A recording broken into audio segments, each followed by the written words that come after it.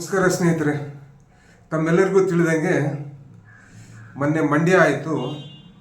ಒಂದು 2 ದಿವಸ ಮುಂಚೆ ಬೇಲೂರು ಒಂದು BJPಯ ಷಡ್ಯಂತ್ರ ಚಾಲು ಆಗಿದೆ.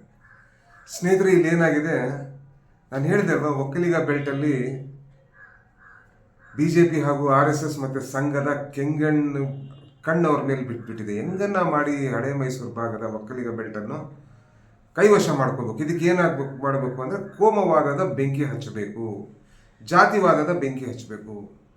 ಸ್ನೇಹಿತರೆ, ಮೊನ್ನೆ ಏನು ನಡೆದಿದೆ, ಯಾರೋ ಒಬ್ಬರು ಅಪರಿಚಿತ ಒಬ್ಬ ಮಹಿಳೆ ಒಬ್ಬ ಗಣೇಶನ ದೇವಸ್ಥಾನಕ್ಕೆ ಅಲ್ಲೇನೋ ಚಪ್ಪಲಿ ಏನೋ ಇಟ್ಟಿದ್ದಾರೆ. ಅದು ತಪ್ಪೇ, ನಾನೇನಿಲ್ಲ ಅನ್ನಲ್ಲ.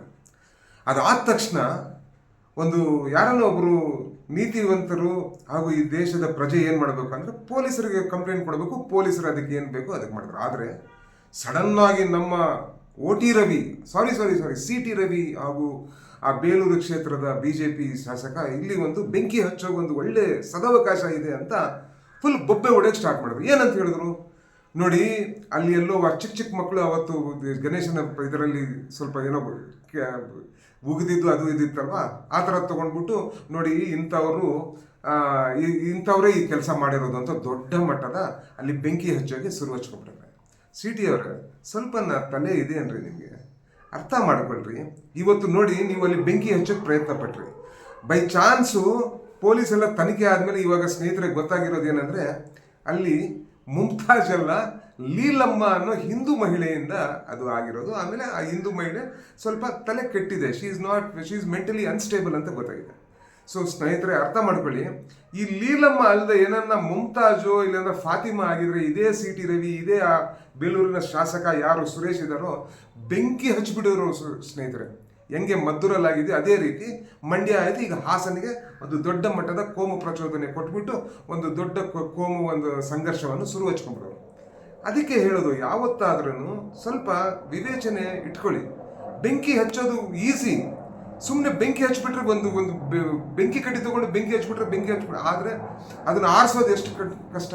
ಇವತ್ತು ನೋಡಿ CT ರವಿ ಅವರೇ, ನಿಮ್ಗೆ ಏನು ತಿಳಿದೆ ಅಲ್ಲಿ ಬಂದ್ಬಿಟ್ಟು ಇದು ಅವ್ರು ಮಾಡಿದ್ದಾರೆ, ಮುಸಲ್ಮಾನರು ಮಾಡಿರ್ಬೋದು, ನಮ್ಮ ಮೇಲಿರೋ ದ್ವೇಷಕ್ಕೆ ಅಂತ ಹೇಳ್ತಾರೆ. ಆದರೆ ನಿಜ ಏನಾಯಿತು, ಅಲ್ಲಿ ಮುಮ್ತಾಜ್ ಅಲ್ಲ, ಲೀಲಮ್ಮ ಅನ್ನೋ ಹಿಂದೂ ಮಹಿಳೆ. ನಾನು ಆ ಮಹಿಳೆಗೂ ಪಾಪ ನೋಡಿ, ಯಾರು ಆ ಸ್ಥಿತಿಗೆ ಯಾರು ಹೋಗ್ತಾರೋ ಪಾಪ ಅವ್ರಿಗೆ ತಲೆ ಸರಿಯಾಗಿರಲ್ಲ, ಇಲ್ಲಾಂದ್ರೆ ಕೋಂಬಾದಿ ಇರ್ತಾರೆ. ಚೆಕ್ ಮಾಡಪ್ಪ, ಆ ಲೀಲಮ್ಮ ಅನ್ನೋದು ಏನೋ ಕೋಂಬಾದನೋ ಇಲ್ಲ ಏನೋ ದ್ವೇಷ ಇದೆ ನಮ್ಮ ಪರವಾಗಿ ಅಂತ.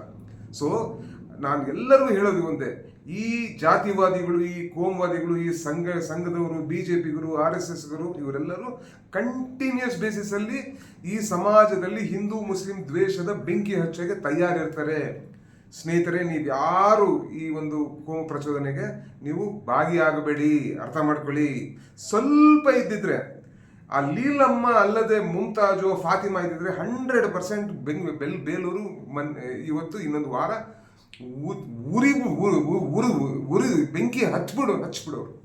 ಏನೋ ದೇವರ ದಯದಿಂದ ಅಲ್ಲಿ ಮುಮ್ತಾಜ್ ಅಲ್ಲದೆ ಲೀಲಮ್ಮ ಅಂತ ಆಯಿತು. ಸೊ ನೀವೆಲ್ಲರೂ, ನಾನು ಹಳೆ ಮೈಸೂರು ಭಾಗದಲ್ಲಿ ನಿಮ್ಮನ್ನ ಈ ಭಾಗವನ್ನು, ಒಕ್ಕಲಿಗ ಸಮುದಾಯದ ಈ ಪ್ರಾಬಲ್ಯ ಇರೋ ಈ ಭಾಗವನ್ನು ಒಂದು ದೊಡ್ಡ ಮಟ್ಟದ ಪೊಲಿಟಿಕಲ್ ಎಕ್ಸ್ಪೆರಿಮೆಂಟ್ ಮಾಡ್ತಾ ಇದ್ದಾರೆ, ಸೋಷಿಯೋ ಪೊಲಿಟಿಕಲ್ ಎಕ್ಸ್ಪೆರಿಮೆಂಟ್.